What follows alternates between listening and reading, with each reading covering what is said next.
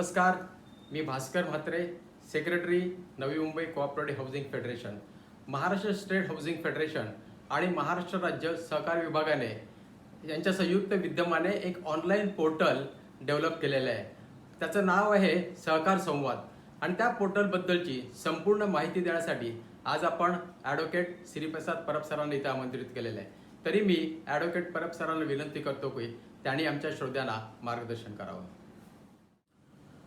धन्यवाद म्हात्रे साहेब. आणि आपण आज जो आहे सहकार संवाद हे जे online portal, online grievance redressal portal जे Maharashtra state cooperative housing federation आणि स्टेट कोऑपरेटिव्ह डिपार्टमेंट यांच्या संयुक्त विद्यमाने जे लॉन्च केलेलं आहे, तर त्या पोर्टलवरती कंप्लेंट कशा तऱ्हेने फाईल करायची ह्याचा आपण व्हिडिओ ह्या माध्यमातून हा व्हिडिओ जो आहे तो आपण केलेला आहे. कंप्लेंट फाईल करायच्या पूर्वी आपल्याला हे लक्षात घ्यायचं आहे की कंप्लेंट फाईल कोण करू शकतो. तर पहिलं तर मेंबर करू शकतो. मेंबर असेल किंवा प्रॉस्पेक्टिव्ह मेंबर असेल तो देखील करू शकतो, किंवा स्टेक होल्डर असेल सोसायटीचा, हे कंप्लेंट फाईल करू शकतात. कंप्लेंट कुठल्या विषयासंदर्भात फाईल करू शकू, तर एक ह्या पोर्टलच्या माध्यमातून आपल्याला हे एक जाणून घ्यायचं आहे की ह्या पोर्टलवरून कंप्लेंट जी आहे ती रजिस्ट्रार अथॉरिटीजकडे डायरेक्ट केली जाणार आहे. म्हणजे रजिस्ट्रारच्या ज्युरिस्डिक्शनमध्ये येणाऱ्या कंप्लेंट्स ज्या आहेत त्या आपण फाईल करू शकणार आहोत. मग रजिस्ट्रारकडे येणाऱ्या कंप्लेंट्स कुठल्या कुठल्या आहेत, तर ह्याचं उत्तर आपल्याकडे बायलॉ नंबर 174 मध्ये दिलेलं आहे. 174 मध्ये व्हेरियस अथॉरिटीजकडे केल्या जाणाऱ्या कंप्लेंटचे विषय जे आहेत ते प्रामुख्याने हायलाईट करून सांगितलेले आहेत. उदाहरणार्थ रजिस्ट्रार अथॉरिटीज असेल, कोऑपरेटिव्ह कोर्ट असेल, सिव्हिल कोर्ट असेल, म्युन्सिपल कॉर्पोरेशन असेल, पोलीस अथॉरिटीज असेल, ह्या कुठल्या कुठल्या कंप्लेंट्स कुठल्या अथॉरिटीजकडे केल्या जाऊ शकतात ह्याचं सर्व उदाहरण या 174 बायलॉमध्ये दिलेलं आहे. मग त्यामधलं रजिस्ट्रार अथॉरिटीजकडे केल्या जाणाऱ्या ज्या कंप्लेंट आहेत, जे विषय आहेत, त्याचं हायलाईट जे आहे ते 174 मध्ये रजिस्ट्रार ह्या हेडिंग खाली दिलेलं आहे. 24 प्रकारच्या कंप्लेंट्स आहेत ज्या आपण रजिस्ट्रार अथॉरिटीजकडे करू शकू असं आपल्याला बायलॉ नंबर 174 मध्ये सांगितलेलं आहे.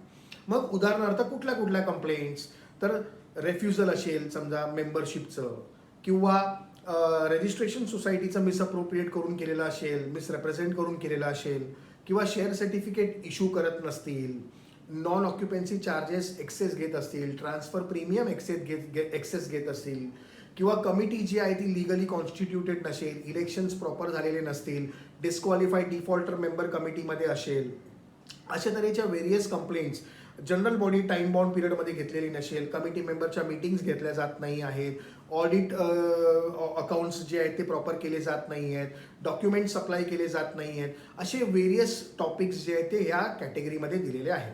त्यापैकी जो 24th टॉपिक आहे म्हणजे ॲक्टिव्ह नॉन ॲक्टिव्ह मेंबरचा, तो आता आपल्याला ॲप्लिकेबल नाही आहे. म्हणजे ओव्हरऑल जर आपण कन्क्लुजन केलं तर 23 प्रकारच्या कंप्लेंट्स ज्या आहेत त्या आपण रजिस्ट्रार अथॉरिटीकडे करू शकतो. ते 23 प्रकार तिथे 174 मध्ये दिलेले आहेत. कुठल्या कंप्लेंट करू शकत नाही, तर कोऑपरेटिव्ह कोर्टाकडे येणाऱ्या ज्या काही कंप्लेंट्स आहेत, उदाहरणार्थ पार्किंग, लिकेज विषय आहे, इलेक्शनचा विषय आहे, रेझोल्युशन चॅलेंज करायचं आहे, तर हे कोऑपरेटिव्ह कोर्टात जावं लागेल. सिव्हिल कोर्टाकडे काही विषय आहेत, पोलीस अथॉरिटीजकडे काही विषय आहेत, म्युन्सिपल कॉर्पोरेशन्सकडे काही विषय आहेत, ते त्या अथॉरिटीजकडे तुम्ही करू शकता. सहकार संवाद ह्या पोर्टलच्या माध्यमातून आपण रजिस्ट्रारच्या अखत्यारीमध्ये ज्युरिस्डिक्शनमध्ये येणारे जे 23 विषय आहेत, ह्या 23 विषयामध्ये आपण कंप्लेंट जी आहे ती सहकार पोर्टलच्या माध्यमातून आपण करू शकू. बरं, मग कंप्लेंट फाईल कशी करायची, तर त्यासाठी आपण जर होम पेज आपण ओपन केलं तर होम पेजमध्ये लेफ्ट हँड साईडला खाली जर डाऊन साईडला आपण बघितलं तर तिथे लॉज अ कंप्लेंट असा आपला एक टॅग आहे. तुम्ही त्या बटनवरती क्लिक केलं लॉज अ कंप्लेंटवरती, मग एक विंडो ओपन होते ज्याच्यामध्ये पुन्हा एकदा ह्या 23 ज्या कंप्लेंट्स आहेत, व्हेरियस टाइप्स ऑफ कंप्लेंट ज्या तुम्ही रजिस्ट्रारकडे करू शकाल ते तुम्हाला हायलाईट होते. आणि नंतर एक बॉक्स येतो, तो आहे रजिस्टर अ कंप्लेंट. आपण जर रजिस्टर अ कंप्लेंट या बॉक्सवरती हिट केलं तर मग त्यानंतर पुढची विंडो ओपन होते आणि त्या विंडोमध्ये 3 कॅटेगरीज दिसतात, म्हणजे 3 आपल्याला हेड्स दिसतात. एक आहे तुमचं पर्सनल इन्फॉर्मेशन, दुसरं आहे तुमच्या सोसायटीचं इन्फॉर्मेशन, आणि तिसरं आहे तुमची कंप्लेंटचं इन्फॉर्मेशन. सर्वप्रथम पर्सनल इन्फॉर्मेशन म्हणजे कंप्लेनेंटला आपली इन्फॉर्मेशन तिकडे आतमध्ये जी आहे ती दाखल करावी लागेल. मग कंप्लेंट इन्फॉर्मेशनमध्ये काय येईल तर नेम येईल, तुमचं नाव, पूर्ण नाव त्याच्यामध्ये दाखल करावं लागेल. त्यानंतर तुमचा रजिस्टर्ड मोबाईल नंबर जो आहे किंवा ईमेल आय डी आहे हे देखील तुम्हाला तिकडे दाखल करावा लागेल. जर ईमेल आय डी नसेल तर तो ऑप्शन ओपन आहे, पण रजिस्टर्ड मोबाईल नंबर कंपल्सरी आहे. त्याच्यामध्ये तुम्हाला OTP जनरेट होतो, OTP व्हेरीफाय होतो आणि तुमचा मोबाईल तिथे रजिस्टर्ड होतो. मोबाईल नंबर दाखल केल्यावरती खाली जर तुम्ही बघितलं तर तिकडे तुम्हाला पासवर्डही एंटर करावा लागेल. ॲड्रेस तुम्हाला पूर्ण एंटर करावा लागेल आणि त्याचबरोबर पासवर्डही एंटर करावा लागेल. हा पासवर्ड कशासाठी तर आपण जी कंप्लेंट फाईल करणार आहोत रजिस्टर अथॉरिटीजकडे ऑनलाईन पद्धतीने, तर त्याचा ट्रॅक जर आपल्याला ठेवायचा असेल म्हणजे ह्या कंप्लेंटची पोझिशन आता सध्या काय आहे हे जर आपल्याला ट्रॅकिंग करायचं असेल तर त्यासाठी युजर नेम आणि पासवर्ड हा महत्त्वाचा आहे. मग युजर नेम आणि पासवर्ड काय तर जो आपण इकडे पासवर्ड सेट केलेला आहे तो पासवर्ड आहे आणि युजर नेममध्ये आपला मोबाईल नंबर किंवा आपण ईमेल आय डी देखील त्याचा वापरू शकू. म्हणजे युजर नेम पासवर्ड हे महत्त्वाच्या गोष्टी आहेत, हे आपल्याला सांभाळून लिहून ठेवून कुठेतरी लिहून ठेवायचं आहे. नेक्स्ट पर्सनल इन्फॉर्मेशन झाल्यावरती नेक्स्ट आपण डायव्हर्ज केलं जातो सोसायटी इन्फॉर्मेशनकडे, म्हणजे ऑपोनेंट आपली पार्टी जी आहे ती. मग सोसायटीमध्ये आपल्याला काय काय इन्फॉर्मेशन भरायची आहे. सर्वप्रथम सोसायटीचं पूर्ण नाव जे आहे ते आपल्याला त्याच्यात एंटर करायचं आहे. त्यानंतर सोसायटीचा पत्ता, सोसायटीचं रजिस्ट्रेशन नंबर हे आपल्याला जर माहीत असेल तर ते देखील आपण त्याच्यामध्ये इन्कॉर्पोरेट करू शकू. इथे आपल्याला सर्वात मोठी काळजी ही घ्यायची की सोसायटीची ऑथॉरिटी म्हणजे कुठल्या ऑथॉरिटीच्या अंडर सोसायटी आपली येते हे आपल्याला नमूद करणं गरजेचं आहे. म्हणजे एक्झाम्पल जर आपली सोसायटी जनरल कॅटेगरीमध्ये आहे तर जनरल कॅटेगरी आहे, किंवा जर आपली सोसायटी म्हाड्याच्या अखत्यारीत येते तर म्हाडा ही आपल्याला एक कॅटेगरी तिकडे दिलेली आहे, किंवा सिडको आहे, SRA आहे, अशा वेगवेगळ्या ज्या आहेत ऑप्शन्स ऑथॉरिटी आपल्याला चूज करणं गरजेचं आहे. आणि पिन कोड जो आहे तो आपल्याला प्रॉपरली टाकणं गरजेचं आहे, कारण ह्या माध्यमातून तुमची कंप्लेंट त्या तुमच्या पर्टिक्युलर रजिस्ट्रारकडे जी आहे ती डायव्हर्ट करण्यात येणार आहे. त्यामुळे हे डिटेल्स आपल्याला बारकावेने भरणं गरजेचं आहे. हे भरून झाल्यावरती तिसरा जो कॉलम आहे तो म्हणजे तिसरा जो स्टेज आहे तो म्हणजे आपला कंप्लेंटचा स्टेज आहे. आता इथे तुम्ही 200 वर्ड्समध्ये तुमची कंप्लेंट जी आहे ती तुम्ही फाईल करू शकता. मॅक्सिमम 200 वर्ड्समध्ये तुम्हाला तुमच्या थोडक्यात, उदाहरणार्थ थोडक्यात शब्दामध्ये तुम्हाला तुमची कंप्लेंट मांडायची आहे. कंप्लेंट मांडायच्या अगोदर म्हणजे हा विषय आता इथे आला असल्यामुळे आपल्याला हे सांगणं गरजेचं आहे की कंप्लेंट फाईल करायच्या अगोदर हे लक्षात ठेवायचं आहे की आपण आपल्या अगोदरच्या 2 स्टेज पूर्ण केलेल्या आहेत का. मग 2 स्टेज कुठल्या तर ही जी आपण कंप्लेंट फाईल करत आहोत ती आपण सर्वप्रथम सोसायटीला दिलेली आहे का, म्हणजे सोसायटीच्या कमिटीला आपण सबमिट केलेली आहे का. त्या कमिटीनी ती कंप्लेंट त्यांच्या कमिटी मेंबरच्या मीटिंगमध्ये ठेवणं गरजेचं आहे नेक्स्ट मीटिंगमध्ये, आणि तो निर्णय आपल्याला 15 दिवसाच्या आतमध्ये कळवणं गरजेचं आहे. मग तो जर निर्णय आपण सॅटिस्फाईड नसू किंवा ती जी कंप्लेंट त्या लोकांनी तिथे आपल्याला निर्णय आपल्याला कळवलेला नसेल तर आपल्याला दुसरी स्टेज आहे म्हणजे डिस्प्यूट रिड्रेसल कमिटी, जी 4 मे 2023च्या सर्क्युलरच्या माध्यमातून आपल्याला सांगितलेली आहे. जर आपल्या संस्थेमध्ये डिस्प्यूट रिड्रेसल कमिटी स्थापन केलेली असेल तर आपण डिस्प्यूट रिड्रेसल कमिटीकडे जातो. तिथे जर आपल्याला तंटा आपलं निवारण झालेलं नसेल तर आपण जर सॅटिस्फाईड नसू त्या निर्णयावरती किंवा ती डिस्प्यूट रिड्रेसल कमिटीत नसेल तर आणि तरच आपण इथे रजिस्ट्रारकडे येऊन कंप्लेंट फाईल करतो. रजिस्ट्रारकडे कंप्लेंट फाईल करताना 200 शब्दाचं 200 वर्डचा लिमिट दिलेला आहे.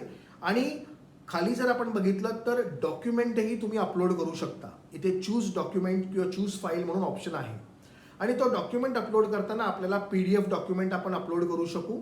मॅक्सिमम लिमिट आहे 1 MBची आणि एकच डॉक्युमेंट आपण अपलोड करू शकणार आहोत. त्यामुळे जर आपल्याला 2-3 डॉक्युमेंट्स जर आपल्याला तिथे अपलोड करायसारखे जर वाटत असतील तर तुम्ही त्यांना क्लब करून PDF करा आणि त्याची 1 MBपेक्षा कमी फाईल करून ती तुम्ही तिथे अपलोड करू शकता. अशा तऱ्हेने ज्या वेळेला तुम्ही 3 स्टेजमध्ये कंप्लेंट तुमची फाईल कराल त्याच्यानंतर तुम्ही सबमिट बटन दाबाल त्यावेळेला तिकडे तुम्हाला पेमेंट गेटवेकडे डायरेक्ट केलं जाईल. पेमेंट गेटवे किती तर ₹50 आपल्याला ऑनलाईन माध्यमातून पे करायचे आहेत ह्या पोर्टलवरती. ₹50 आपल्याला ऑनलाईन पद्धतीने पे करायचे आहेत. आणि एकदा हे पेमेंट आपण कंप्लीट केलं आणि फाईलनी सबमिट बटन दाबलं की तुमची कंप्लेंट जी आहे ती पोर्टलवरती रजिस्टर झालेली आहे आणि ती कंप्लेंट तुमच्या कन्सर्न रजिस्ट्रारला ऑथॉरिटीजला ती तिथे डायरेक्ट केलेली आहे.